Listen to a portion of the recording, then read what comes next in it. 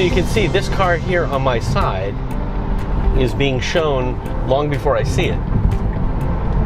But it's being picked up by one of the rear cameras. Let's go in autopilot here. We're in a much tighter lane now than we used to be. The width of the graphic used to be this much, now it's this much, so it's actually showing lanes. And you can see the different shapes of the vehicles. We just had an SUV pass on my left. That's a larger SUV graphic. This is a larger graphic, looks like a van. And indeed, I see it is. So this larger shape is an 18-wheeler on my left. And there it goes, passing by. And we can see that the camera picks up people.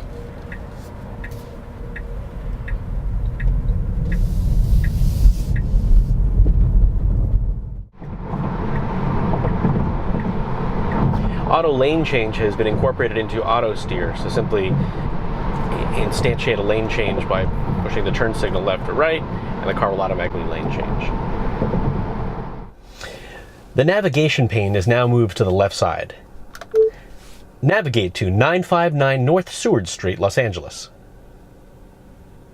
So voice activation works. It's going to look up the address, and here are what the instructions are. Much easier to see, and your route is right there. First of all, the ventilation system has been vastly improved. It's much more intuitive, and simply place your finger and point it exactly where you want the airflow to go. We'll crank it up a little bit so we can see it. But right where those streams of air are coming out is exactly where the air goes, including that split. You no longer have to kind of separate where the air should go. Same thing for the passenger. And we can confirm that by using our streamers once again. The ventilation page is also where you access the seat heaters. You can have individual control for all the seats, as shown in previous videos. Turn them all off, just like that. Version 9 gives us an app launcher. It allows us to access the camera, charging, our phone, energy usage, 5, 15, or 30 miles instantly, or over the average range, as well as a calendar, whatever events we might have going on. The selections on the media page are more accessible now. They're grouped together. Radio, to be real? Yeah. streaming, accessing songs and music off your phone, TuneIn.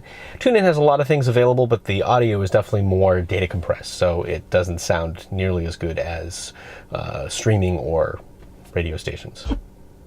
But you can get stations from all over the world. That way, it's not very dark. Also available on the application launcher is access to the web. I find this a little bit spotty and not that useful. Right now, you can see I'm on the Tesla website. There's a little bit of a delay. Just going over LTE. I've tried it with mixed results on the move. Works much better with Wi-Fi, obviously, when you're sitting still. But you can see, you can full view of websites right here.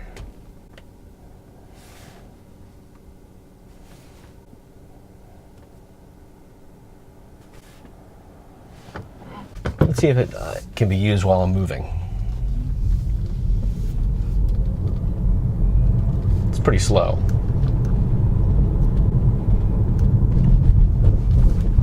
This would be distracting while you're driving.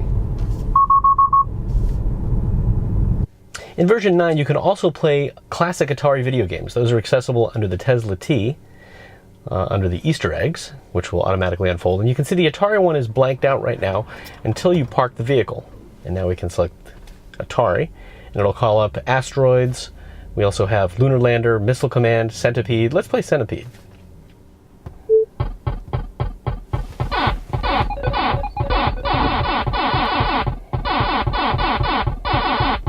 A little hard to play. If you go full, you can use the steering wheel controls. Whoops. Actually, I think what I'll do is use my finger and the steering wheel to shoot.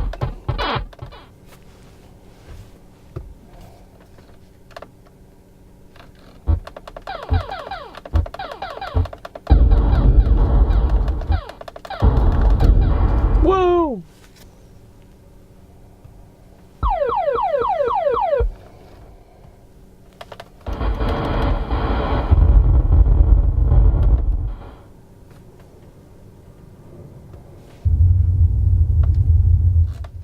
Whoops.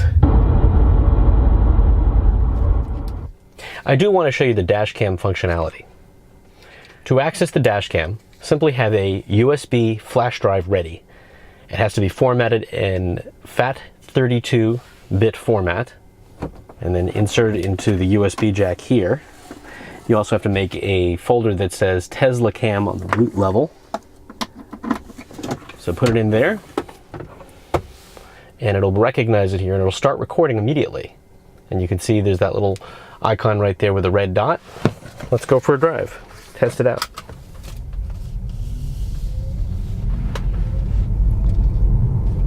It works really well. You can pause it and you can record as much video as you'd like.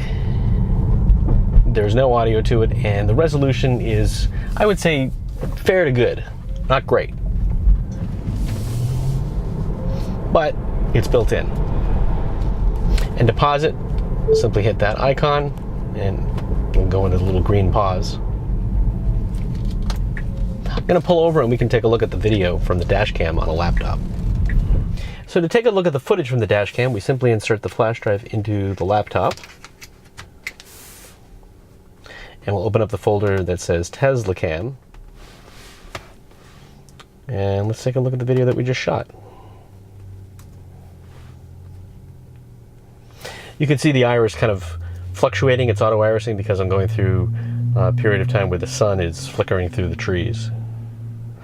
But as you can see, it's usable, it's serviceable, not the greatest resolution or color rendition, but certainly for insurance purposes, it's a usable built-in dash cam.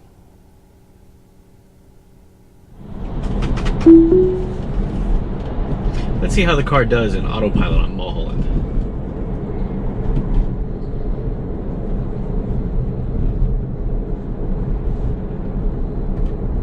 It seems to be tracking the curves a lot better than it used to.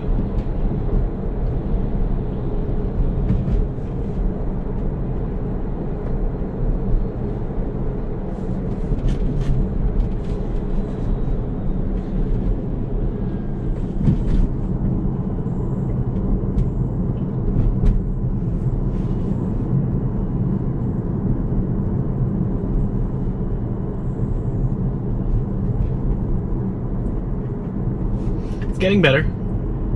Still's got a little ways to go.